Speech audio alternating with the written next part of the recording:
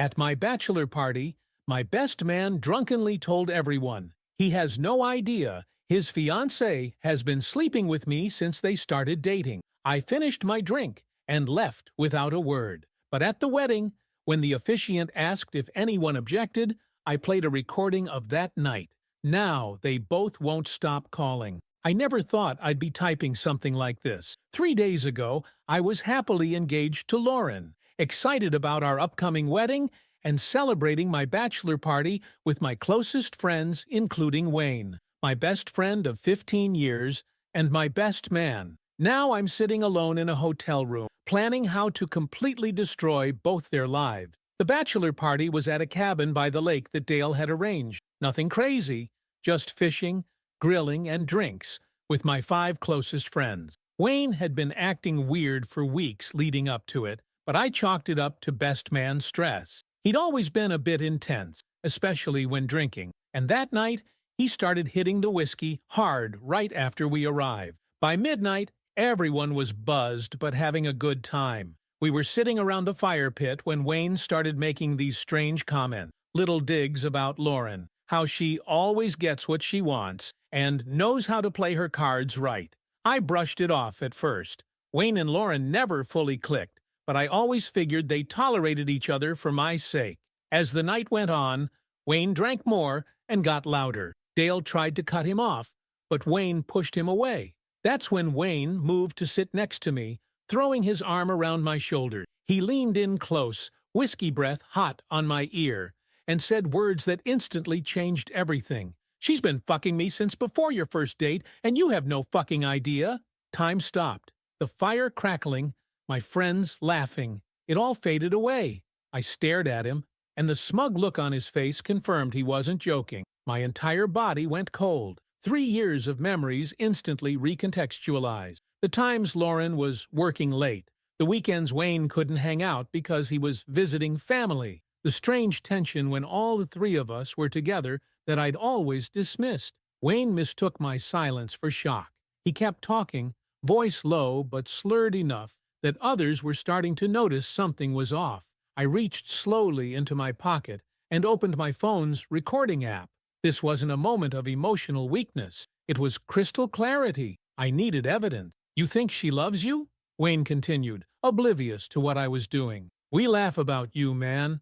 All those nights you thought she was with her friends. With me? That weekend you went to your cousin's wedding alone because she was sick? With me?" Dale was watching us now, sensing something was wrong, but I kept my face completely neutral, letting Wayne talk himself deeper into a hole. And talk he did, about specific dates, hotels, things they'd said about me, how they'd planned to keep it going after the wedding, how Lauren was mainly interested in my family's money and the house I'd inherited from my grandparents. "She's settling for you, bro," Wayne slurred, patting my chest, "but she comes to me for what she really needs." I finished my drink in one swallow, stood up calmly, and walked to my car without saying a word. I heard Dale calling after me, but I didn't stop. In my rearview mirror, I could see Wayne laughing as I drove away. The cabin grew smaller in my mirror, and with each mile, my heart hardened further. Lauren called 4 times while I was driving to the hotel. I didn't answer. When she texted asking if everything was okay, I replied that Wayne had too much to drink and I needed space. She sent back hearts and said she couldn't wait to marry me. Each character of her message felt like acid burning through my skin. I spent that night reviewing the recording, listening to Wayne's drunken confessions over and over until every word was seared into my brain. I didn't cry. I didn't break things. I made lists. I planned. I scheduled a morning meeting with a lawyer. Lauren called again the next morning, her voice sweet and concerned. "How was the bachelor party, babe? You got in so late." "It was interesting," I said, surprised at how normal my voice sounded. Wayne had a lot to say. There was a slight pause. "Oh, like what?" The hint of tension in her voice was unmistakable. "Just drunk best man stuff," I replied.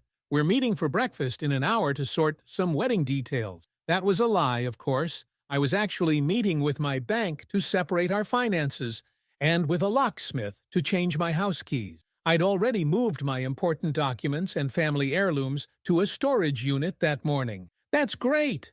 I'm having lunch with Violet," To finalize some bridesmaid stuff, she chirped. Another lie. I'd already checked her location, and she was at Wayne's apartment. Perfect. Love you, I said, the words tasting like poison on my tongue. Love you more. 2 weeks until I'm Mrs. Luke. Not in this lifetime. When Dale called later that day, he was clearly shaken. What Wayne said last night. Did you know? I do now, I replied. What are you going to do? Call off the wedding? No, I said, feeling a cold smile form. The wedding is happening exactly as planned. But I need a favor. Don't tell Wayne we had this conversation. Dale was silent for a moment. You're planning something, he finally said. It wasn't a question. Let's just say the objection part of the ceremony is going to be memorable. That afternoon I met with Scarlett, my sister. She's always been my rock. And when I played the recording for her, she didn't tell me to take the high road or try to talk it out. She looked me straight in the eyes and said, "How can I help?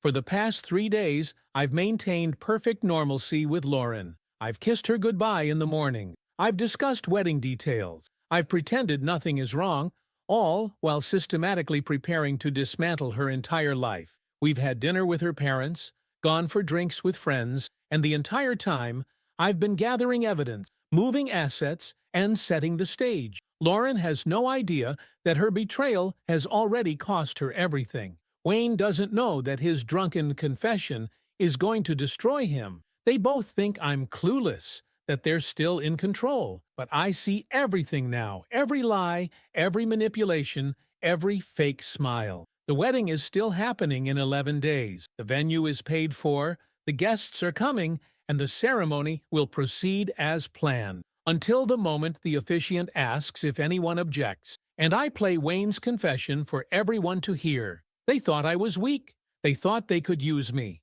They're about to learn how wrong they were. They took 3 years of my life. I'm going to take everything from them in return. Update.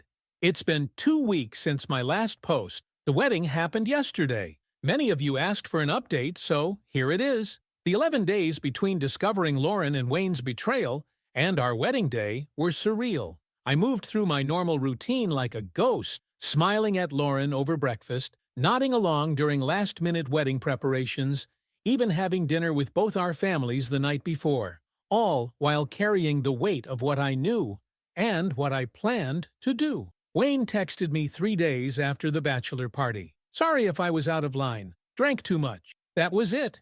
His attempt to cover his tracks. I responded with a thumbs-up emoji and nothing else. He seemed relieved by this, calling me later to discuss best man duty as if nothing had happened. I let him talk, agreeing to everything, all while the recording of his confession sat safely in multiple secure locations. Lauren became increasingly clingy as the wedding approached. Looking back, there were signs I'd missed for years. How she'd check my location, ask casual questions about my schedule, find reasons to use my phone. Now I recognized these moments for what they were. Her making sure our paths wouldn't cross when she was with Wayne. During these final days, she kept asking if I was feeling okay and saying I seemed distant. I blamed pre-wedding stress. She bought it completely. My sister Scarlett and friend Dale were my only confidants. Scarlett helped me prepare what we needed for the wedding day. She suggested I back out entirely, but something in me needed the public revelation. They had humiliated me privately for 3 years. Fair exchange demanded public consequences. The night before the wedding, Lauren stayed at her parents' house, tradition, she said. That night, her texts were constant. Sweet messages about our future. Excitement about the honeymoon. Plans for our life together. Each one hit me like a physical blow, not from pain, but from the sheer audacity of her deception. I responded in kind, matching her enthusiasm while finalizing the details of my plan. Wedding day arrived with perfect weather. I stood in my rented tuxedo, staring at myself in the mirror, hardly recognizing the person looking back. 3 weeks ago, I'd been excited about this day. Now I felt nothing but cold resolve. Dale arrived to pick me up, concern evident on his face. "You're really going through with this?" he asked. I nodded once. They deserve every second of what's coming. The church looked exactly as Lauren had planned. White flowers everywhere, ribbons on the pews, sunlight streaming through stained glass. picture perfect. Our families and friends filled the space, smiling and taking photos. Lauren's parents nodded warmly at me as I took my position at the altar. Wayne stood beside me, straightening his tie nervously, perhaps wondering if his drunken words had been forgotten or dismissed. When the music started and the doors opened to reveal Lauren in her dress, the collective gasp from the attendees felt like a twisted joke. She was beautiful, radiant, and completely fake. Her eyes met mine as she walked down the aisle on her father's arm, and I forced myself to smile. For a brief moment, doubt crept in. The woman approaching me had been my future, my plan, my partner. Now she was a stranger wearing the face of someone I thought I'd loved. The ceremony proceeded exactly as rehearsed. The officiant spoke about love and trust and commitment, words that now rang hollow. I said my parts when prompted, watching Lauren's eyes well with tears she probably thought were genuine. Wayne stood at my side, performing his best man duty, occasionally making eye contact with Lauren when he thought I wouldn't notice. Then came the moment.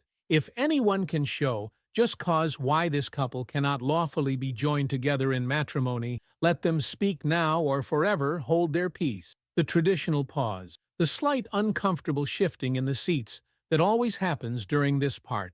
I raised my hand. The collective intake of breath was audible. Lauren's eyes widened in confusion. The officiant looked genuinely thrown off script. "I have something to say," I stated, my voice steady. I turned to face our guests, pulled out my phone, and said, "I'd like everyone to hear something before we continue." The recording was crystal clear through the church's sound system that Scarlett had connected to earlier. Wayne's drunken voice filled the space. "She's been fucking me since before your first date, and you have no fucking idea." Lauren's gasp cut through the air.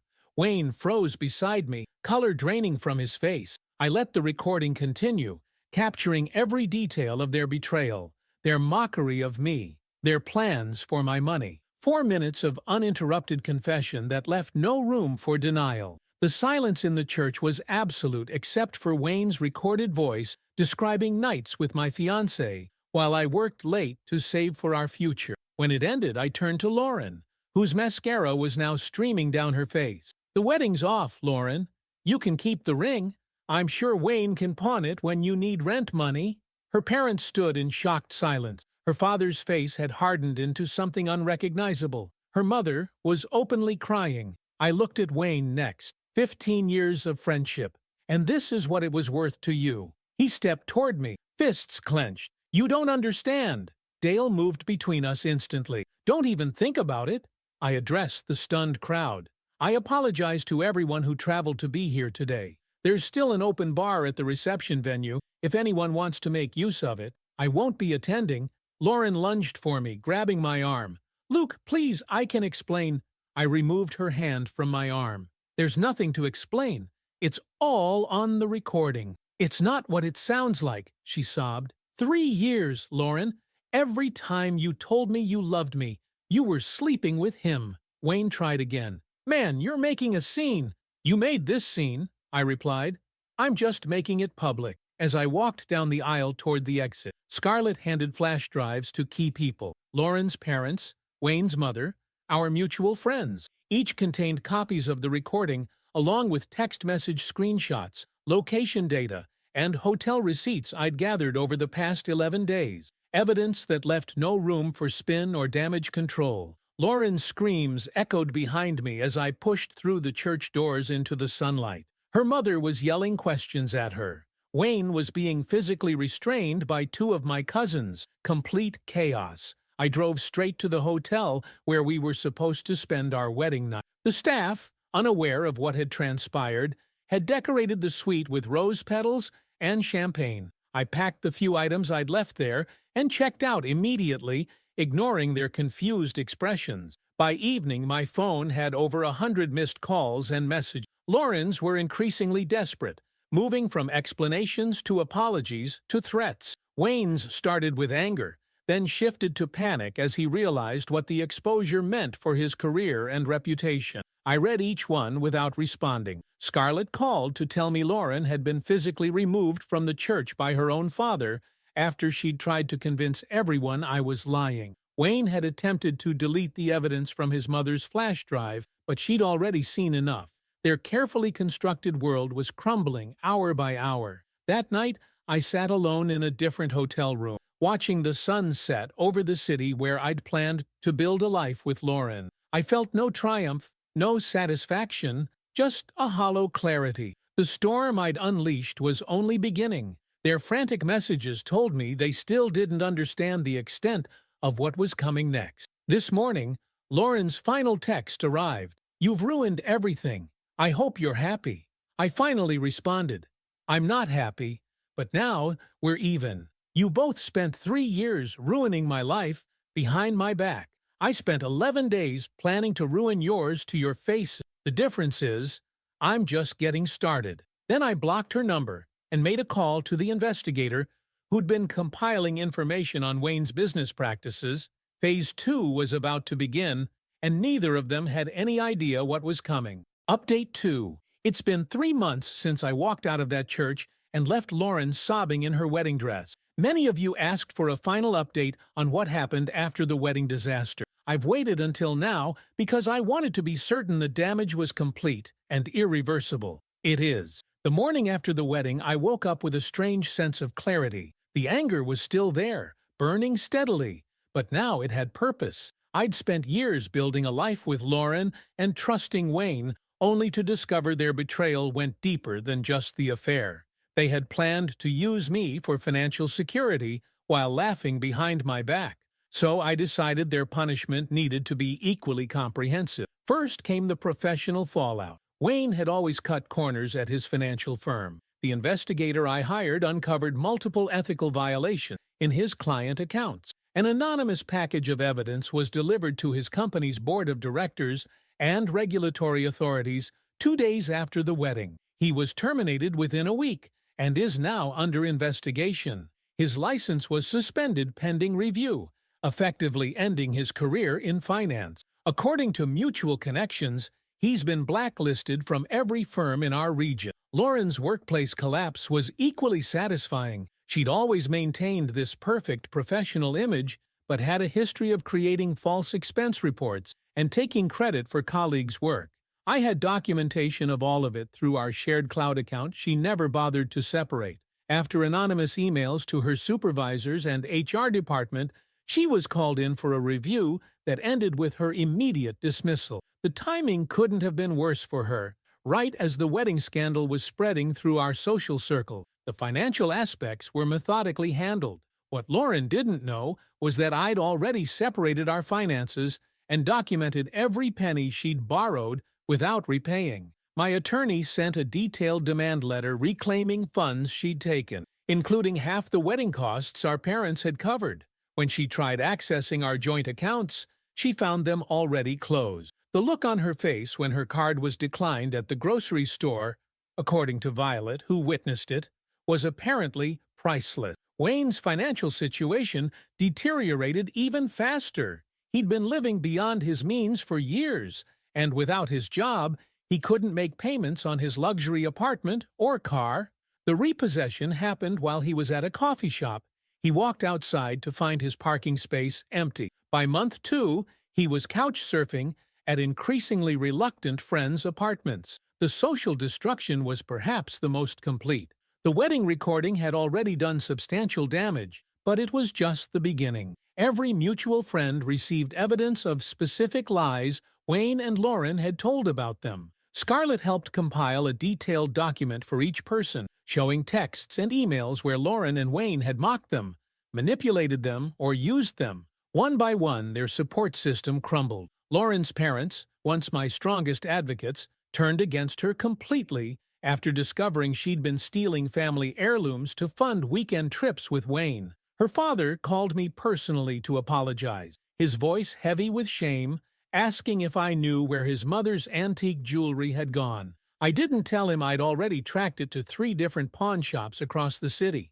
An unexpected ally emerged in Delilah, Wayne's younger sister. She reached out a month after the wedding, revealing Wayne had been stealing from their parents' retirement fund. She provided bank statements showing transactions that aligned perfectly with expensive gifts Wayne had given Lauren. This information was added to the growing file I maintained on both of them. By the second month, Lauren had been evicted from her apartment after I informed the landlord about her unauthorized subletting arrangement. She moved back to her parents' house, only to find herself unwelcome after a week. According to Scarlett, who still speaks with Lauren's mother occasionally, she's now living in a studio apartment in the worst part of town, working at a gas station for minimum wage. Wayne's descent was equally steep. After being evicted, he attempted to move in with various friends, all of whom eventually turned him away. His parents refused to help after learning about the retirement fund theft. His car repossessed, career destroyed, and reputation in ruin, he eventually moved to his uncle's basement in a small town 3 hours away. The final confrontation happened last week. Wayne called from an unknown number, his voice ragged and desperate. He claimed to be a changed man who had learned his lesson. He begged for mercy, saying he couldn't find work anywhere and was running out of options. Lauren had apparently moved back to her hometown and was working the overnight shift at a convenience store. Both their lives were completely destroyed. I listened silently, letting him plead his case. When he finally ran out of words, I asked one simple question. Do you remember telling me that night that you both laughed about me behind my back for 3 years? There was a long pause before he whispered, Luke, please, we were wrong. I was wrong. I'm literally sleeping in my car now. Good, I replied. But this isn't punishment, Wayne. This is just the beginning. You took 3 years of my life. I'm taking the rest of yours. I hung up and blocked the number. Later that day, I launched the website I'd been developing that compiles all the evidence against both of them. The affairs, the financial improprieties, the lies to friends and family. It's carefully constructed to appear at the top of search results whenever a potential employer searches their names. Lauren tried approaching my sister at a store last week, looking almost unrecognizable according to Scarlett. Thin, exhausted, wearing clothes from a discount store. She broke down crying, saying she'd lost everything and couldn't even get interviews because the story followed her everywhere. Scarlett simply walked away without responding. Some people think revenge doesn't heal anything. They're wrong. Every morning I wake up knowing Wayne and Lauren are suffering the consequences of their action, and it brings me peace. They systematically deceived me for years, planned to use me for financial gain, and mocked me behind my back. Now, they've lost their careers, homes, friends, family support, and futures. I've moved on with my life. I started seeing someone new last month, someone who knew neither of them. I bought a house in a different neighborhood. I changed my number and email addresses. I've rebuilt my life piece by piece. But Wayne and Lauren, they'll never recover from this. Every time they apply for a job, try to rent an apartment, or attempt to rebuild relationships, what they did will follow them. That's not cruelty. It's justice. Some might call it excessive. I call it equivalent exchange.